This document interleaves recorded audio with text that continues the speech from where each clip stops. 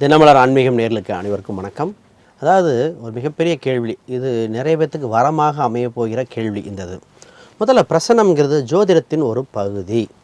ஏன்னா ஜோதிடத்தில் பார்த்திங்கன்னா ஜாதகம் பார்க்குறது ஒரு முறை, ரெண்டாவது கால நிர்ணயம், அதை முகூர்த்த நாள் குறிக்கிறோம் இல்லையா, என்றைக்கு வண்டி வாங்கணும், என்ன கல்யாணம் பண்ணணும். அடுத்தது திருமண பொருத்தம்னு ஒரு வகை இருக்குது. இன்னொரு முக்கியமான இந்த அடுத்து இருக்குது பிரசனம்.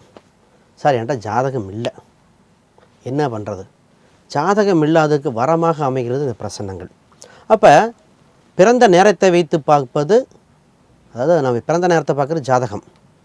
அதே இது எப்போ கல்யாணம் வைக்கலான்னு முகூர்த்தம் குறிக்கிறது, ஃப்யூச்சரை பற்றி பார்க்குறது, இது பார்த்திங்கன்னா காலன முகூர்த்தம்.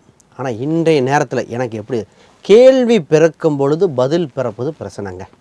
இறைவன் பஞ்சபூத சக்தியின் வடிவமாக நமக்கு பதில் சொல்கிறார். இந்த பிரசனம் அப்படின்னா என்னென்னங்க, புரிகிற மாதிரி சொன்னால் நமக்கு ஒரு வெளிச்சத்தை கொடுக்கிறது. முதல்ல எனக்கு தெரிஞ்ச ஒரு 36 வகை பிரசனம் இருக்குது. இதில் சொலி பிரசன்னம், ஜாமுக்கால் பிரசன்னம், ஸ்வர்ண பிரசன்னம், அஷ்டமங்கல பிரசன்னம். இதில் ஸ்வர்ண பிரசனம், அஷ்டமங்கல பிரசனம் கோயிலில் கும்பாபிஷேகம் பண்ண முடியாது. இப்போ ஒரு மனிதனுக்கு ஜாதகம் இல்லை, தெரியல, அப்போ பிரசனத்தின் வகையில் பார்த்து தேர்வு காணலாம். இதில் என்னென்ன விதிவிலக்குன்னா அனைத்து கேள்வியும் பொருந்தும். இப்போ ஜாதகத்துக்கும் இதுக்கும் என்ன டிஃப்ரென்ஸ்னால், ஜாதகம் பார்த்திங்கன்னா இப்போ ஒரு கேள்வி, இப்போ சார் திருமணம் இருக்கா இல்லையா, இருக்குது இல்லை. ஆனால் பிரசனம் பார்த்து சொல்லும் பொழுது இன்னும் மைக்ரோஸ்கோப்பில் டீப்பாக பார்க்குற மாதிரி, எவ்வாறு இந்த திருமணம், இப்போ திருமணம் சம்மந்தப்பட்ட A to Z, உள்ளூரா வெளியூரா அனைத்தும் சொல்லலாம். இப்போ ஜாதகத்தோட பிரசனம் ஒரு சில வலிமை இருக்குது. என்ன அப்படின்னா, ஜாதகம் டேட்டு டைமு தப்பாக இருந்தால், இன்புட் அவுட்டாக இருந்தால் கார்பேஜ், இன்புட்னா அவுட்புட்டும் தப்பாக இருக்கும். Garbage in garbage out concept. ஆனால் பிரசனங்கிறது அப்படி இல்லை. இந்த நேரத்தில் இங்கே இருக்கிற பஞ்சபூதத்தில் இதில் சோழி பிரசனம்னு ஒன்று இருக்குது. இது 108 சோழி மற்றும் 9 சோழி 12 சோழி பயன்படுத்தும் முறை ஒன்று இருக்குது. ஜாமுக்கல் பிரசனங்கள் இது பார்த்திங்கன்னா இது அடுத்த ஒரு மெத்தடு. இன்றைக்கி அதாவது இந்த பிரசன மெத்தடு அனைத்துமே அதே 12 கட்டம், 9 கிரகங்கள், அதே ராசி நட்சத்திரம் தான். லக்னம் எடுக்கும் முறை மட்டும் மாறுகிறது. அது அந்தந்த ஊர் வட்டார பகுதிகள் நாம் வாழ்ந்த வாழ்க்கைக்கு தகுந்த மாதிரி மாறுது. இப்போ கிராமத்து பக்கம் ஒரு ஸ்டைல் எடுப்பாங்க. இது இன்றைய நவீன காலகட்டத்தில் ஹொராரின்னு வந்துருச்சு.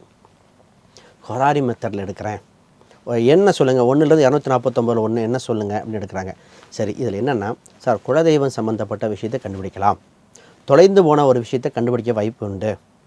அடுத்தது கணவன் மனைவிக்கு வாழ்க்கை பயணம் எப்படி போகும், இப்போ எனக்கு குழந்தை இருக்கா இல்லையா, ஜாதகத்தில் குழப்படியாக இருக்குது, இருக்கா இல்லையா சொல்லிடலாம். இதில் ட்ரீட்மெண்ட் எந்த டேட்டில் எடுத்தால் சக்ஸஸ் ஆகும், இதை பிரசனத்தை சொல்ல முடியும். இதில் சார் உள்ளூரா வெளியூரா வெளிநாடா சொல்ல முடியும். எனக்கு ஜாதகத்தில் ஒரு சில தோஷங்கள் இருந்து பரிகாரம் பண்ணிட்டேன், பரிகாரம் பழித்ததா இல்லையா இதில் பார்ப்பீங்க.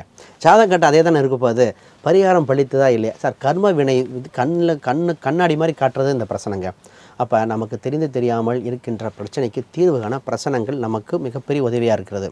அப்போ செய்வனை சம்மந்தப்பட்டது, பில்லி சூனியம், ஏவல், இது மாதிரிலாம் இருக்கா, அதுக்குண்டான சொல்யூஷன் இங்கே பிரசனத்தில் வரும். அப்போ இந்த பிரசனம்ங்கிறது நமக்கு ஒரு பக்க பலமாக இருக்குது. இதில் கோயில் சம்மந்தப்பட்டது சொன்னேன் இல்லையா, இப்போ கோயிலில் என்றைக்கு கும்பாபிஷேகம் வைக்கணும், எந்த சிலையை வைக்கணும், இந்த அம்சம், அது அஷ்டமங்கல பிரசனம் பார்ப்போம்.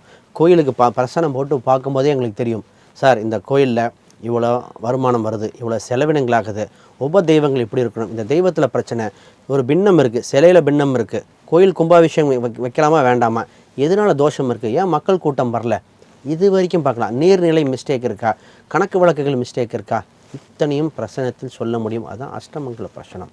அப்போ இந்த பிரசனத்தின் வழியாக பல இது பண்ண முடியும். அப்போ பிரசனம்ங்கிறது நம்ம வாழ்வில் இன்றி அமையாத ஒரு சிறப்பம்சமான விஷயங்கள் இது.